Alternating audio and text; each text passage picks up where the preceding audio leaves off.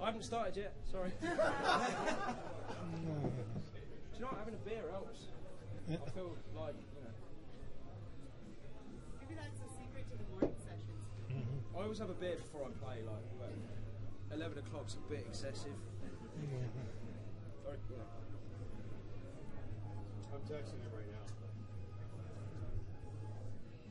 Okay. I think I might have a vocal mic here if you want to talk, but I couldn't get your guitar. But I can always kind of do like, I don't know, if anyone's got any questions. You can always turn up your amp instead of setting it through the mains. Yeah, but the thing is, it's like a backing track guitar ratio on stage. It's well, like, this should be track here. You want to try to play it? where's the thing? There's a lead. Should be. No, it's cool. Do you know what? Let's wait for him to turn up, and then when he does, it's, have you got a vocal mic? Is it on? Right. Hello. Can people hear me? Is it cool? Well, we've got a few technical issues. Basically, the sound engineer is fucked off.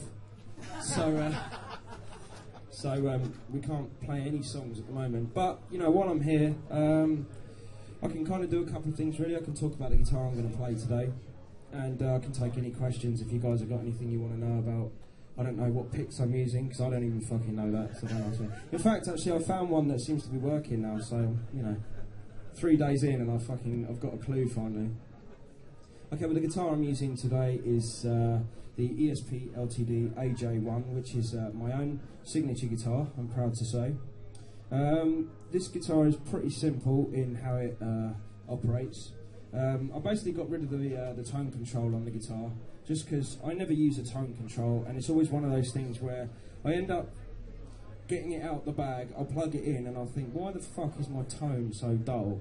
And I'm obviously stupid, because I just think, maybe you should just turn the fucking tone up. But I never use it anyway. I don't really play sort of, you know, jazz or anything where I'd need to roll that off. So I thought, fuck it, I'll get rid of it and put the switch there. So that's what they did. So that was nice of them. And I've got a volume control, so obviously, you know, kind of kills the volume. So we all know what that does. There's a few cool things about this guitar. One thing I keep forgetting to mention actually is it's the new H series headstock, which you see on most of the guitars around here with the kind of pointy bit with this. But what I said to them is I kind of wanted the headstock to point up the other way. So I mean, I'm not really a massive fan of headstocks that kind of point towards the floor, because I'm not skinny enough or have long hair enough for that to look cool. So I decided that having it up the other way around is quite cool. And I'm, you know, a fan of, you know, like the reverse Ibanez headstocks and the comparison headstocks as well. So I kind of thought, well, why don't we try and do something like that with the headstock? So that's why it's shaped that way. Some people don't like it, some people do. But fuck them, I like it, and that's all that matters. So the other thing is we've got some locking head tuners on the headstock, which basically takes the difficulty out of doing string, you know, changing strings. But it's not really difficult, but you know, you want to play guitar, you don't want to fuck about changing strings. So the cool thing about this is you stick the string through the hole and lock it off, and that's it. You just tighten it, tune it, you know, stretch your strings obviously, and then tune up. A couple of cool things on this which make it identifiable as my guitar. There's my logo at the 11th and 13th fret. I was kind of wondering whether they were actually going to be able to do that, because when we initially kind of thought about putting that on, there was an issue with maybe not getting as much detail. But you know, the guys in the production team managed to make it look really cool, so I'm thankful for them for that. And the last thing is the pickups on this guitar. They're actually active EMG pickups, even though they don't look it, you know, because EMG for a long time have just had the kind of the matte black look. So you know, when you put anything else in and kind of say it's EMG, they don't look like EMGs. It doesn't register. But these are definitely active EMGs, and they're the 57 and 66 combination. And yeah, I'm, you know, really happy about these pickups, and they've got great sustain. They sound really good. They're tight, but they're nice and warm as well. So you know, it's great for playing lead. It's also really good for playing rhythm as well. But there is another one of these guitars on the wall over there, and the cool thing about this year in the ESP booth is they're not actually pinned down, so you can steal them if you want to, but you're going to get caught by the people on there, because the security won't be very happy about that. Nor will we. So don't. I'm only joking. Don't steal them. Yeah, so but you can go and try it anyway. And if you would rather try one that's played in a little bit, because obviously new guitars can be a bit difficult to play. You can always come up and just jam on mine and see what you think of it. You can play through my setup. I'm using a Laney Ironheart 2x12 combo. Was it 1x12? I don't know. There's either 1 or 2 speakers in it, if that helps. Tube screamer, noise gate in the front end, and a carbon copy delay in the loop, and that's pretty much it. Something's happening. What are we doing? I got you covered. I got you covered. There's no speaker in the middle. Where's that? I think there's it's either left or right. We've had it on the left one. That sounds pretty Is it on the cool. left? Yeah. Halfway between the center and the cone. The edge of the cone. That's cool. Yeah. That looks familiar. Oh, yeah. Hang on. Don't worry. Right up against the. There you go. That's fun. Okay, that's sorted. Phase 2. Okay, well, while we're still sorting out the backing track side of things with forming, if any of you guys got any questions for me, do you want to ask anything? I don't know where it's going to start. So. Is your tube screamer on all the time? Yes. Yeah, I have it. I mean, generally when I use it with my main setup, I have the output on full. I don't use much gain on the pedal, and I have the tone in the middle. It's pretty much a kind of staple setup for most metal guitar players, Tube screamer, noise gate, and then it's, it tightens up the low end and it just makes everything have that kind of... Yeah, I mean, if I just... Okay, so this is the amp with nothing. Okay, so it's fairly low gain. It's still pretty tight, but when you get the tube screamer going... This is with no overdrive, pedal full up and the tone in the middle. So you can kind of hear that you've got more pick attack.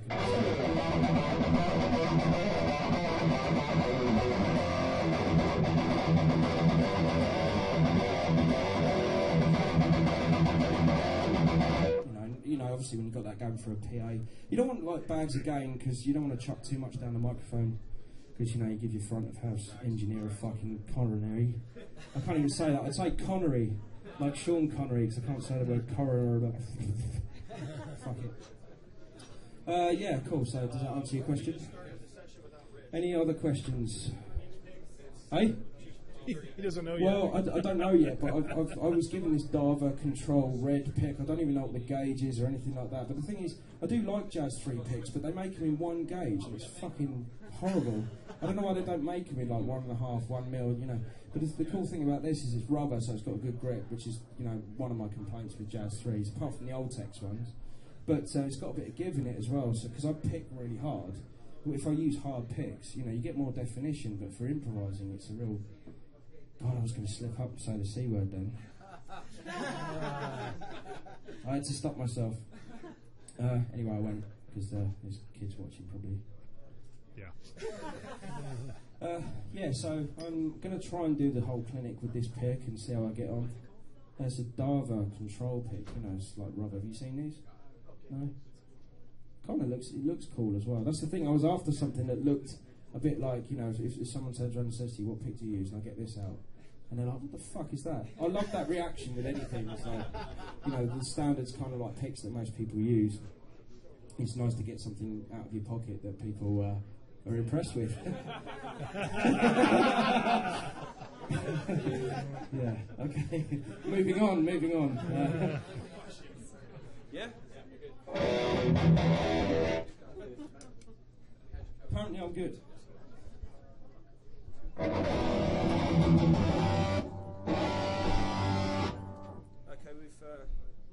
we're just going to sort out monitors and stuff and get the backing track going.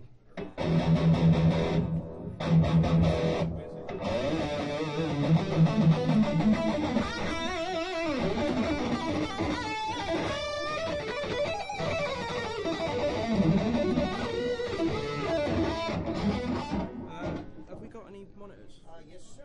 Fire away.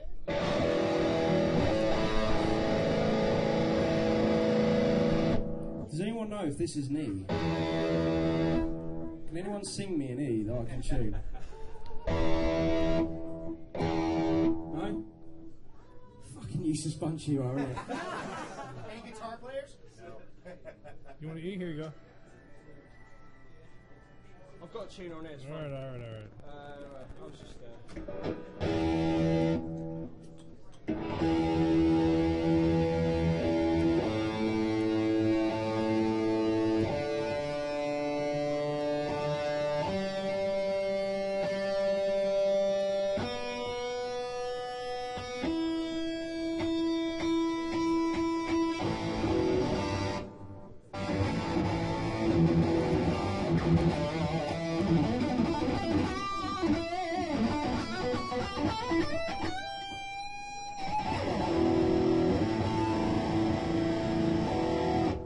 I think we're good to go on that score. Nice.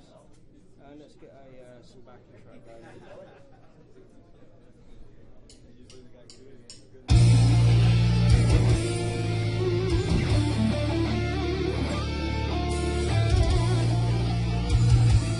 It's all good, man. Alright. Let's rock this house. Mr. Rich Bartle on the desk, ladies and gentlemen, the man in the cowboy hat. Thanks for gracing us with your presence. I heard you were playing. Yeah. Do you know, I just thought of something when I was tuning up, because some of you guys might have seen me do like instructional DVDs and all that kind of stuff, and on technique and how to play in styles of different people. Generally, at the beginning of a DVD, you do tuning notes where you kind of, you just go to, here's the tuning notes for the DVD. Any of you that know about film editing, if you've got like, more than one camera, you can generally cut and edit if you fuck up. I think I'm the only person that's ever fucked up the tuning notes and had to start again and probably, ask for a drop in on how to tune a guitar. Like, I think I sort of went, oh shit, I better do it again. Oh god, this lick's killing me, man. Fucking. So, it takes about 2 hours before you fucking get to the actual material. What you guys don't see, I'm telling you, it's fucking unreal. Okay, well, I'm going to try and navigate my way through some tunes for you this afternoon. This first one is a new song off an EP, which I've basically just not bothered to bring enough with me, so I'm sorry if any of you guys wanted to buy one, but it is available on iTunes or Amazon, and it's called Psychic Transfusion. And the reason for that, for the kind of more than homosexual title, is I did it with a guy that I've never met in Canada, and basically we met on Facebook, and this doesn't sound any more. Anyway, yeah, he's a producer, and we decided to write some stuff together, long story short, and and we were basically on the same page with a lot of stuff, so that was kind of like, it was like my ideas were sort of being transfused into his head. It's a kind of stupid idea, but I thought it was cool. Not as good as you, mate. Not as good as you. This is Prashant Aswani, ladies and gentlemen, who was doing the demos here earlier. Very cool guitarist. Got better tone than me, you cunt. Oh! Well, I've said it, shit. I've said it. Right, okay, I'm going to get on and play some music. Okay, cool. Nice one. Any of you guys got any questions, anything like that? How many notes are in that song? Well, it's good that you ask. I think when we counted, it was about 50,200,038 and a half. Nice. That's what I thought. Yeah. No. I'm sorry to disappoint you. I mean, I could try. I mean, some of my songs are actually easier to play faster. Like, some of the new stuff seems really slow to play up here. But I watched some of it back yesterday just to check that I wasn't monumentally fucking any of it up. Because obviously, if you guys play guitar, obviously things are different. I mean, I always say to people, you should, when you play guitar, record it and then listen back to it, and then you can truly be objective about how it sounds when you play. Because when you play, especially when I play, a lot of it, you end up just in a different place where you're not really listening. Well, you are listening to what you're doing, but you're kind of worrying about the physical aspect of playing stuff as well as, tonally how it sounds. So you've always got two things going on. But yeah, generally I try and record stuff and hear it back, and if I like it, then I'll sort of learn it, and then, a lot of my stuff is written, although, I can improvise, but, like Prashant, for example, he was playing earlier, a lot of his stuff is improvised.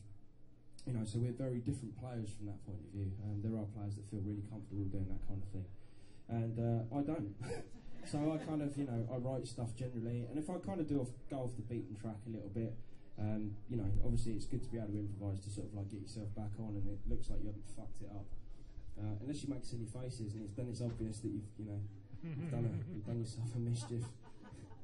Okay, yeah. I had a good question for you. So I noticed that you're not real heavy on using your pinky and all the stuff you're doing. Mm-hmm. A lot of the instructional videos you'll find online, they'll be really big about proper etiquette using all your fingers. Is that ever something that's limited you? Yeah, a lot. But I think, my limitations as a guitar player has kind of made me find other avenues to be able to play stuff. I'll turn my delay off. Toilet is never good in lessons.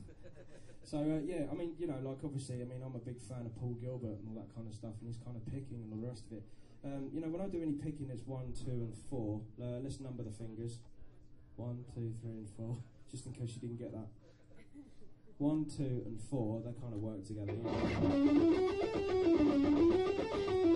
Doing that kind of thing. And, 1, 2, and 3 works. I think, when I started playing piano before I played guitar, I think I kind of developed some good stretching with my left hand, and I think that's probably why I get such big stretches with, those 3 fingers. So, doing anything just ends up being a lot easier to do. It's not nearly as consistent trying to, put the little finger in. But the thing is, people kind of go, yeah, but you don't use your little finger, it limits you. Well, it doesn't, because I still would be playing that lick anyway, because that's what I've written. So what fingers I use to play it is fucking irrelevant. I agree. Yeah. So, it's, yeah, so... But, Guthrie Govan, I'm sure all of you guys know him, his playing, he uses, 3 fingers. He even uses a hairband. No one gives him any shit. So why do I always end up with the shit end of the stick? You know what I mean? But yeah, that's, that's kind of why. And also, I think, because my 3rd and 4th finger are double jointed, it just, they don't work.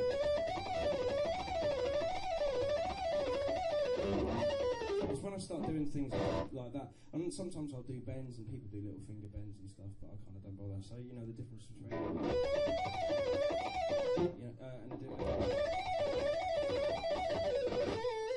and it's like, why would I bother now after 20 years of playing guitar? Change it. Fuck 'em. That's what I say. Okay. What techniques do you practice, or did you practice to get faster and faster? What, you mean alternate picking, that kind of stuff? Yeah, there's generally a few things that kind of fuck you up when you're doing alternate picking, and it's generally the outside upstroke going to the next string.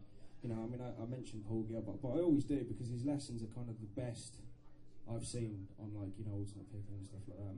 Some people might disagree, but did you disagree? You disagree? No. I said especially his presence on the first video. Oh yeah.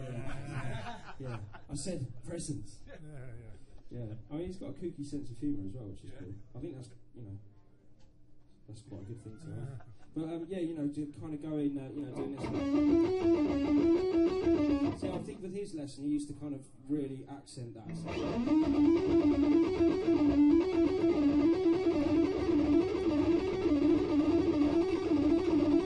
kind of spent a long time doing that. But there is a kind of middle ground point where you do sort of struggle. And I still do even now if I'm doing at certain picking speeds and stuff like that. But generally, the best way to train yourself is to just start on a fairly sort of modest BPM on a metronome and just play, like a note per click. Not worrying about rhythmic, being playing in between the beat and all that sort of stuff. But yeah, just kind of doing that. And if you can get it up to, I think, if you can get your picking up to 160 BPM, I think that's a fairly reasonable target for anyone to achieve. Anything kind of up to 180 and 200 is,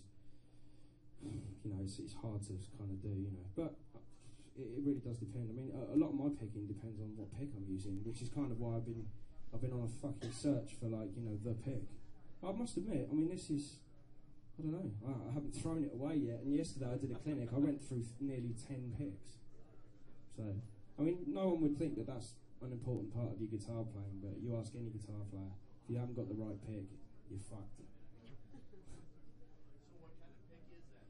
It's a Dava control pick. It's like rubber. It's like a Jazz 3. It's sort of Jazz 3 size, but I don't like the grips of Jazz 3s, with the raised writing and the fact that it's all the same material. And there's no give in Jazz 3s. They're all made at the same millimetre. I think they're probably 2 mils or something like that. But this has got a little bit of give in, because I pick quite hard, so I need a little bit of give for me to kind of drill through the string, So it's a It's got hard tip, so it's the same as a Jazz 3 tip, but it's like got this sort of rubber body which allows it to sort of give in the middle, and it allows you to sort of, you know, I like it. I think it's quite good. Any plans on touring about the States?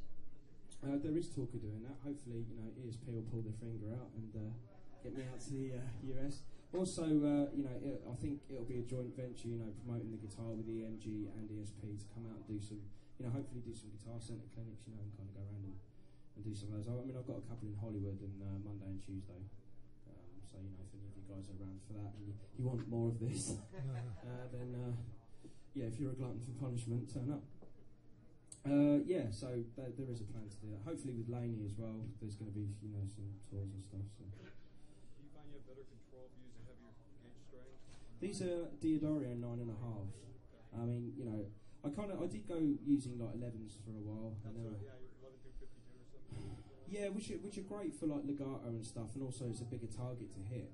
I mean, they're harder to bend, but I find with heavier gauge strings, you can kind of nail things a little bit more consistently because it fits under your fingers easier. But yeah, I mean, these are 9.5s because 9s, the intonation can be quite difficult to get in because they're so slinky, and then, you know, 10s can sometimes be a bit stiff. So it's almost like the Goldilocks string. Does anyone even get that story over here? Goldilocks, is that an American thing as well? Is it called? Okay. Fuck, I don't know, do I? I live in Norwich, in a fucking carrot crunching town in England. I don't know anything.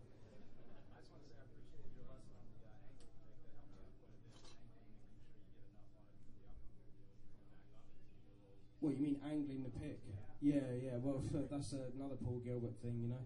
I mean, I think, you know, when you sort of it's funny because I'd never met Jet Flumis before until last night, and I've been going around asking all these artists about, you know, like picks and what they use, and he pulled this fucking great thing out of his pocket. I mean, it was like one of these sharp things.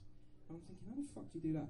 And he doesn't angle his pick at all. We had this discussion, like all guitar players do. It's like, hey, how you doing? How do you angle your pick? That was like the first thing we talked about. And yeah, he doesn't at all. His pick is totally flat to the string. But I'm thinking, you know, I mean, what's, you know, sauce for the goose is sauce for the gander, I suppose. I mean, it's just different. Horses for courses, as we say in the UK. So everyone's different. You said you're on like the search for the pig. Yeah. Do you find that if you do have a pointy pig that it's easier for you to nail the notes? Yeah. Because I found that too. Yeah. So, you know. Well, I was using like 0.60mm Ultex picks for quite a long time because I just liked the fact that I could really push the pick into the string and I'd get enough, you know, slack on the thing that it would go through. But I don't know, you know, this thing, will it last NAMM? Who knows? I don't know. Does anyone know if they've got a booth around here? Dava booth, no? Does anyone know? I'll look while you're... Okay, cool. Well, this gentleman with the Zoom HD camera in the front is going to have a look on the app. I'm going to play another song. Try and demonstrate a different side to this guitar, you know, which is the sort of sustain that you can get with a through-neck guitar in conjunction with active pickups. This is just a ballad song, and it's called What Lies Beneath.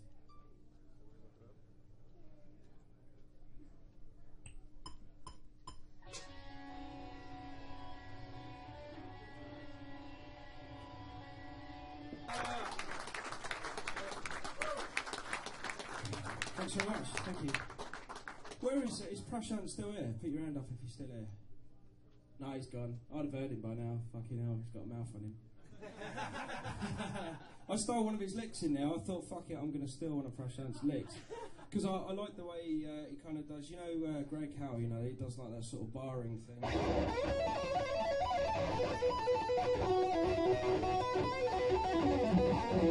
You know, that kind of thing. I really like that sort of sound, so I think I'm going to maybe steal some of his licks. I steal everybody's licks, fuck it. It's nothing new. Okay, I'm going to carry on and... oh yeah, did you find out? It's not in the NAMM list. Oh, it's not in the list. How do you spell it? D-A-V-A. Yeah. It's probably under an umbrella company, like a lot of, yeah. I'll see if I can find it. So yeah, have a look on the internet. Dava Picks, who looks, you know, does it. You didn't believe us when you asked us this earlier and we told you? No.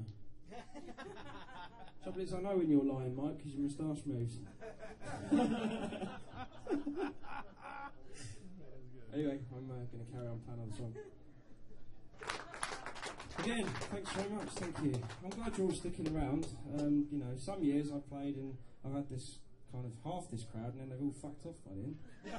So I might be getting better, I don't know, I might not. I don't know. Okay, I'm going to play one more song for you and it's going to be a new song. I did a video for this recently.